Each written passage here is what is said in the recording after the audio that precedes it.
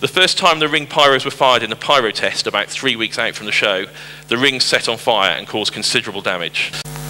It would have been incomprehensible to think what would have happened if one of those rings wasn't working. It doesn't even bear thinking about. And pointing out how we reuse set elements and the same equipment again and again, as we don't have the budget to buy the latest technology or even hire it in from other ends. The general principle is if color doesn't exist in the source to begin with, if it doesn't exist in the spectrum, it cannot be reflected on the actual color chart. So, and it had 949 different cues. All of them were snap cues, of course, and I sat at the back of the venue and operated, dry-eyeballed and barely blinking in case I missed a change in shot. At each dot, we put one of those helium balloons in the air that you can see and focused all the moving lights, all the appropriate ones that would make those shots to each of these points. And then we created a series of follow-on cues. But I could see that the stage was quite a dark place compared with what cameras needed even then. And I had to work out how I was going to convert that, because what I didn't want to do is just flood it with light and ruin everything. What I would like to say is that we should get out of our studios. We should talk to the people that we're designing for and enjoy the light exactly as people do. Thank you. Finally, I took my daughter. This was the first ride through a slide.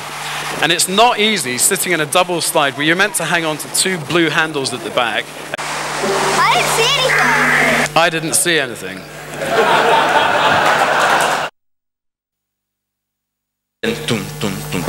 And at that hit, which I had written, all the lights go off and all these LEDs come out of people. And it was just, it took everyone by surprise. And I was like, yes, I got you.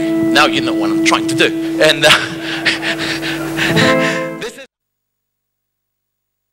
this is the gantries that we put. We had lots of xenons on the bottom of the mountain.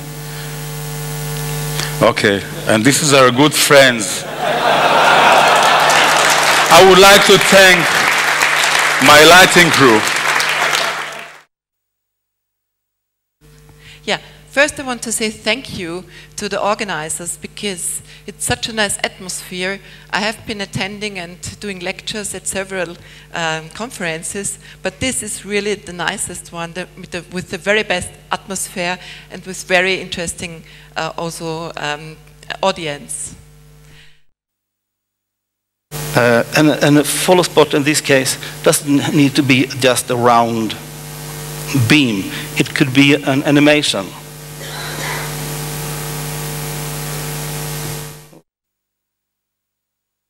The projection sequence during Madness really caught everyone's imagination and rightly became the wow factor of the whole evening.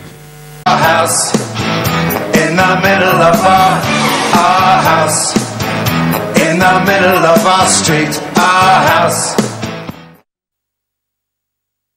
So be ready.